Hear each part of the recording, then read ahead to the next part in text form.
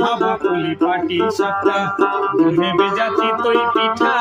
ভাবা পুলি পাটি সাপটা দুধে ভিজা চিতই পিঠা, খেজুরের রস খাইতে দিমু পোড়া মাটির হাড়িতে, খেজুরের রস খাইতে দিমু পোড়া মাটির হাড়িতে, খেজুরের রস খাইতে দিমু পোড়া মাটির হাড়িতে,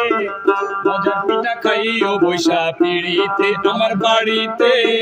রসের পিঠা খাইও বৈশা পিড়িতে।